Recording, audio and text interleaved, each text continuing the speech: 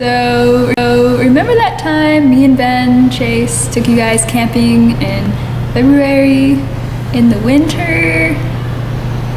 I go outside like twice a year. It was horrible.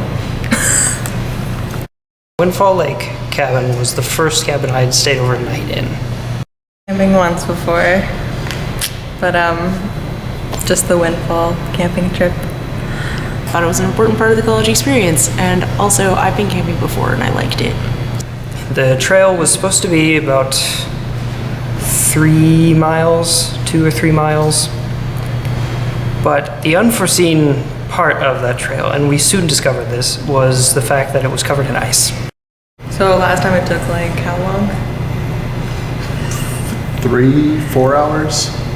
I was lied to. Just throwing that out there. I heard it was only gonna take one. Yeah, we heard 1 hour. It might have taken 5 hours last year. We didn't plan for ice. Worst part was definitely the walk-in and the hike up to the cabin. We thought that the ice was just going to be at the first part of the trail, but it turns out it was over the greater part of the trail, and a lot of people had a lot of difficulties with it because they weren't dressed right, or they didn't have the right kind of shoes. I remember when we were going there, I remember asking myself like why I was wearing the shoes I was wearing, and why my makeup was done the way it was done, and why I was like not wearing pants, and I was wearing like yoga like leggings, and I was wearing like a tank top. It was pretty icy, pretty dark, pretty slippery. It was pouring and it was cold and it was terrifying and it was dark, and then my headlamp was like dying. Pouring rain and it was dark and we were lost, and it was a grim time for everyone involved. So we had a lot of people falling down. I only fell half of the time. And like everyone was falling and I felt like I stopped counting after like 20. I'm proud to say I only fell twice. Like I was one of those slip, hit yourself, didn't really fall. But everyone else was falling. Okay, so everyone was falling a lot on this trip because it was slippery and there was ice in a lot of places, and I hadn't fallen yet, really fallen.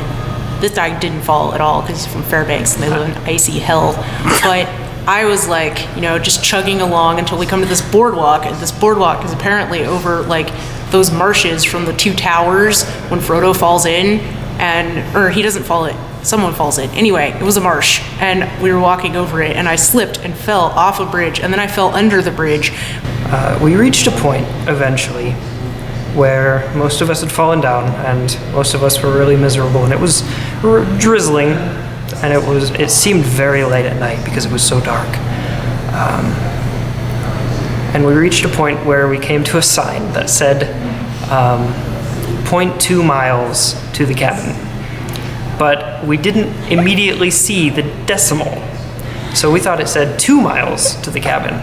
And at that point we'd been walking for 2 or 3 hours, and when we came to that point, we very nearly despaired until someone pointed out the decimal mark, and then we took a little bit more heart. I regretted everything. I think everyone had many regrets, But it didn't matter because the goal was to have fun. we recognized that the situation was not the best, and so everyone pulled together and make it an enjoyable experience regardless. You have to get past that point. You have to be willing to be cold and to be wet. And after that, it gets better. And it even becomes enjoyable. I'd have to say my favorite part was finally getting to the cabin. And when we got to the cabin, it was cold and stuff, so we got to work starting a fire and getting the propane running. The best part of the trip was probably eating like this really weird astronaut food that we got when we got. Do you remember that? Do you remember that? It was like in like pouches, and Paul was like, yeah, let's just put water in here and just eat it. And it was surprisingly like delicious, but maybe I was just like starving. And once you finally get there, after like traveling in the dark, everything tastes extremely good. I did have fun, and I mostly knew the people who were going on the trip, but I did bond with them and we talked more afterwards. Met some people that I thought I would never really talk to. That was really cool. there was a great sense of camaraderie when we got to the cabin, because it's very rarely on a college campus that you have so many people in one room, and especially after so many people being in one group and hiking for so long. I felt like it was a really good experience. Like once we were back and in the car, everyone was relieved and we could look back on our suffering and realize that it was actually hilarious and great. Falling asleep in this big, like, one-room cabin with a bunch of people around you, that was a very unique feeling, and I really liked it. That was one of the reasons why I'm looking forward to this new trip. Best part was definitely like heading back in the aftermath and telling people about it. So, I mean, it's a great time for everyone. Even if we suffer together.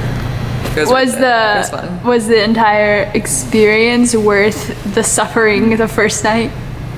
2 weeks afterwards, 2 weeks, 2.5 like weeks. as soon as I got over like the like The bruises, when the bruises pain. healed, and when, you know, my pride and dignity came back, it was worth it. It was so worth it. So worth it. Super awesome. Yeah, I would go a second time. It was a good group of people. There's some good food at the cabin. No, I'd do it again. As you could probably tell, it was pretty miserable on the way there. But this year, we're doing it in the fall. Sign-ups will be up on Monday at the housing desk locations. You can sign up there. We're going this Saturday from 1 p.m. until Sunday at 1 p.m.